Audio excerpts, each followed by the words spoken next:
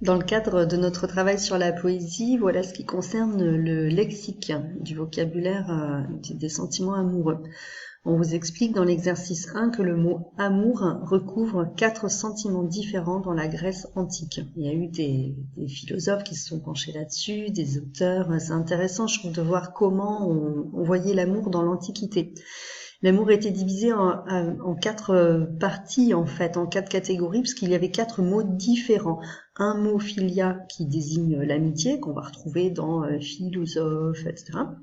Un mot qui désigne l'attirance sexuelle, éros, qu'on va retrouver dans l'adjectif érotique aujourd'hui. Un mot qui désigne l'amour du prochain, agapé, ça va être l'amour, je sais pas, des gens qui vont travailler dans l'humanitaire, ce genre de choses, apporter quelque chose à son prochain, c'est une forme d'amour aussi. Et vous avez storgé qui désigne l'amour familial. Donc 4 formes d'amour différentes. On vous demande de classer des mots selon qu'ils renvoient à ces 4 formes d'amour. Philia, ce qui concerne l'amitié, vous avez le dénouement, la fraternité, la camaraderie, ça renvoie à des relations amicales. Eros, c'est le désir évidemment. Agapé, l'amour de son prochain, vous avez l'altruisme, le fait de penser aux autres, la charité, le dévouement, la piété, quand on se dévoue pour les autres. Et dans l'amour familial, vous avez, dans Storgé, donc vous avez le dévouement, la fraternité et la dévotion. Je passe à l'exercice 2. Les mots qui renvoient aux sentiments amoureux et lesquels appartiennent à des expressions. Vous avez l'amour aveugle, quand on aime mais sans forcément être bien en lien avec le réel. On aime sans forcément voir ce qui se passe réellement. L'amour charnel, c'est l'amour du corps, l'amour physique. L'amour charnu, ça n'existe pas. L'amour cheval, ça n'existe pas non plus. L'amour coupant, je vous souhaite pas que ça existe. L'amour électrique non plus. L'amour fusionnel, en revanche, c'est une expression pour désigner les gens qui s'aiment mais qui, en quelque sorte, fusionnent, ne font plus qu'un, ne se quittent plus, sont tout le temps ensemble, etc. L'amour plat, c'est une expression que je connais pas. On peut l'imaginer, mais ça a pas l'air très ça fait pas envie. L'amour platonique, en revanche, c'est une expression qui existe. Ça renvoie au philosophe Platon et c'est l'idée de l'amour qui ne passe pas par le physique, en fait. Aimer l'autre uniquement dans les idées. L'amour source, c'est pas une expression qui existe à ma connaissance. L'amour transi, c'est quand on est amoureux et que vraiment ça vous prend le corps, en fait, ça vous fait trembler, ça vous émeut énormément. L'amour vache, ça existe, contrairement à l'amour cheval. C'est quand on aime quelqu'un qu'on a plutôt tendance à lui faire du mal, qu'on n'est pas sympa, on est vache avec, en fait.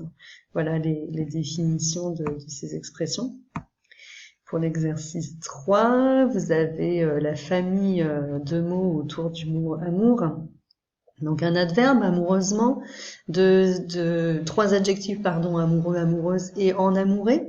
C'est une expression un peu ancienne aujourd'hui pour dire amoureux. Des verbes à l'infinitif, vous avez aimé, vous avez s'amouracher, il y en a peut-être d'autres auxquels je ne pense pas, hein. Et un nom commun à partir de ce radical, un amour, on dit aussi une amour, j'y reviendrai, c'est un mot qui s'utilise dans les deux genres, et un amoureux ou une amoureuse. Oui, il n'y a rien d'autre. Exercice 4. Les verbes qui expriment le sentiment amoureux. Alors, dans une petite intensité, vous avez, quand vous appréciez quelqu'un, vous avez de l'affection pour quelqu'un, c'est voilà, un amour de toute petite intensité. Une intensité moyenne, avoir des sentiments pour quelqu'un et aimer. Alors, on s'approche de l'intensité forte, idolâtrer, être complètement fan de l'autre, adorer, aduler, c'est vraiment très fort. Brûler, en principe, on peut mettre l'accent circonflexe, mais aujourd'hui, on tolère sans l'accent circonflexe. Et chérir, c'est vraiment avoir quelqu'un pour chéri et prendre soin beaucoup de cette personne. Est-ce que vous avez trouvé autant d'antonymes? Je ne sais pas. Moi, quand je cherche des antonymes, c'est-à-dire des mots qui veulent dire le contraire, je vais sur ce qu'on appelle le DES, le dictionnaire en ligne. Je tape Crisco en fait et je vais sur l'accès au DES, un dictionnaire en ligne qui est extrêmement fiable, fait par l'université de Caen. Vous avez toute une série de synonymes du mot aimer et vous avez aussi des mots qui désignent le contraire. Je ne sais pas si ça va vous inspirer parce que tout ça on va l'utiliser après la semaine prochaine pour écrire. L'exercice 5. Vivre d'amour et d'eau fraîche, alors à vous de créer des expressions à partir de vivre d'amour et d'eau fraîche. Imaginez des expressions que vous inventez et trouver des définitions. Là, c'est un exercice de créativité. Je peux pas vous en donner une correction pour l'instant, mais faites-le parce que ça vous servira ensuite pour écrire des textes. Des proverbes autour de l'amour, alors là, il y en a que je ne connais pas. L'amour est, j'ai pas trouvé, donc je suis allée faire une recherche, comme vous peut-être. J'ai trouvé l'amour est une laisse de soie qui conduit l'être humain soit au ciel, soit en enfer. Proverbe que je ne connaissais pas. Et puis j'ai trouvé l'amour est dans le pré, ça m'a beaucoup fait rire.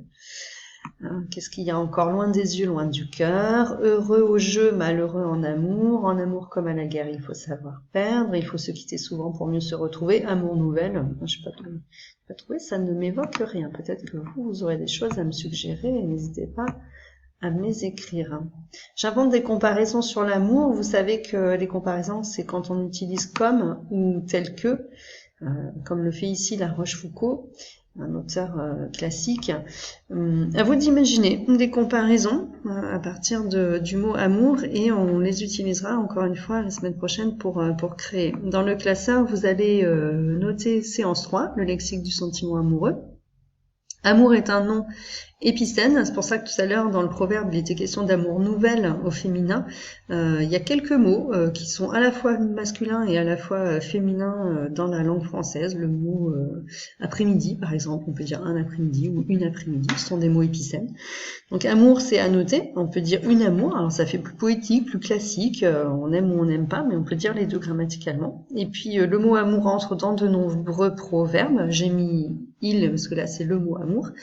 Et puis vous pouvez noter vos propres créations avec le mot amour et on se retrouvera la semaine prochaine pour créer à partir de ce que vous avez inventé. Je vous souhaite un bon travail, une bonne suite de semaine. Au revoir.